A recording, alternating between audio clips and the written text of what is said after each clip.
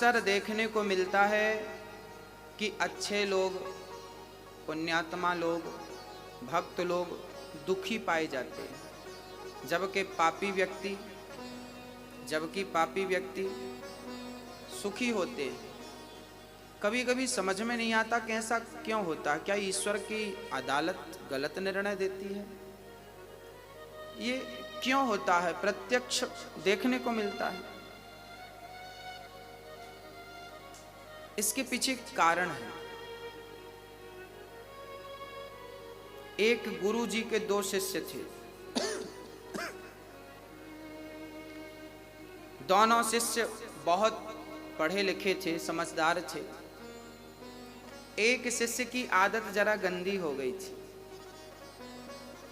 और एक शिष्य तो रोज सत्संग करता था। जहां कथा हो जाए दौड़कर पहुंच जाता, कथा भी सुनता, कीर्तन भी करता और मस्ती से अपना भगवत प्रेम बढ़ाता। एक तो सत्संग करता और दूसरा शिष्य जो था वो वैश्या के घर जाता था। वैश्या मुजरा करती थी ना, उसे बहुत अच्छा लगता था। जब वो नाचती थी, बहुत सुंदर थी ना वो वैश्या, उसे देखने के लिए लोगों की भीड़ लग जाती थी।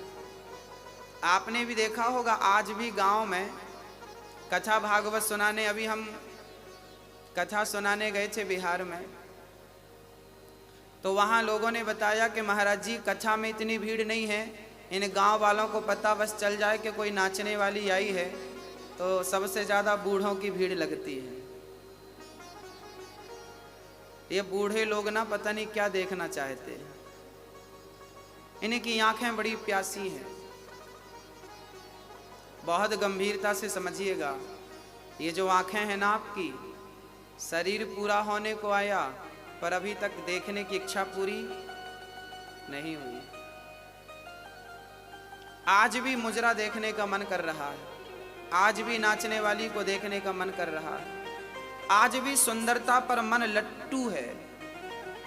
एक सुंदर स्त्री गुजर रही थी, किसी ने कहा वाह कितनी सुंदर है।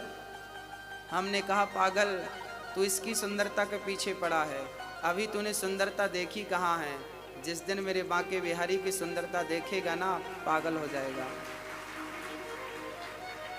ये दुनिया हमें तब तक ही अच्छी लगती है जब तक हमें भगवान का स्वाद नहीं मिल जाता, और मिलने की देर है, केवल देर है। एक शिष्य जाता वैश्या का नाच देखता, जबकि दूसरा शिष्य जाता तो वो कथा सुनता। एक दिन वैश्या के घर से लौट रहा था शिष्य, तो सिर्फ रास्ते में सोने से भरी एक पोटली प्राप्त हो गई। रास्ते में सोना मिल गया ढेर सारा। और ये सत्संग करने वाला जब अपने घर गया तो रास्ते में इसके पांव में एक लोहे की कील लग गई, और वो कील ऐसी लगी कि उसके पांव को फाड़ती हुई, हड्डी में चुभती हुई आर पार हो गई पांव में, पंजे में। अब वो लंगड़ाता हुआ गुरुजी के पास गया। गुरुजी, भगवान का न्याय कैसा है? मैं सत्संग करने जाता था तो मुझे कील लग गई, और वो वैश्या का मुजरा देखता था तो उसे सोना मिल गया। ये भगवान का निर्णय कैसा है? अरे वो गलत काम करता था तो उसे कील लगनी चाहिए थी, उसका नुकसान, पर आपने तो हमारा पांव उड़ा दिया। ये भगवान का निर्णय कैसा है?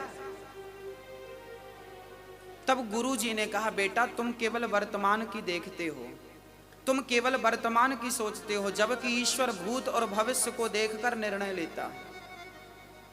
हमें पता नहीं कि कल क्या होने वाला है, लेकिन भगवान को पता है कि कल क्या होने वाला है। तो गुरुजी ने कहा, बेटा वो जो तुम्हारा मित्र था ना जिसे सोना मिला, आज के दिन उसे बहुत बड़ा खजाना मिलने वाला था। आज के दिन वो राजा बनने वाला था, पर वैश्या का संग किया, समय का दुरुपयोग किया, उसका पुण्य क्षय हो गया। और भगवान ने कहा कि इसे राजा बनना था, क्योंकि पिछले जन्म में इसका पुण्य ज्यादा था, इसे राजा बनना था, पर वैश्या का संग कर करके इसने सारा पुण्य खत्म कर लिया। इतने से सोने से इसे तसल्ली करनी पड़ेगी। और तुम्हें आज के दिन तुम्हें मौत आने वाली थी, आज तुम्हारे जीवन का अंतिम दिन था, पर तुम भगवान की कथा से जुड़े थे, कीर्तन और सत्संग से जुड़े थे, तो भगवान ने आपकी मृत्यु को एक लोहे की कील में तब्दील कर दिया।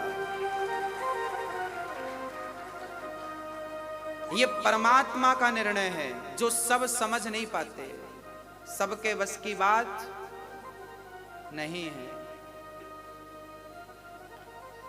जीवन में जब दुख आए, जीवन में आपके, मैं आपसे बात कर रहा हूं, आपके जीवन में जब कोई भी दुख आए तो समझ लेना कि ये आपकी बहुत बड़ी, आप यदि ईश्वर से जुड़े हैं तो आपका बहुत बड़ा संकट परमात्मा ने छोटा सा करके निकाल दिया। बहुत बड़ा संकट, ईश्वर का धन्यवाद हमें देना चाहिए, ईश्वर का शुक्रिया अदा करना चाहिए।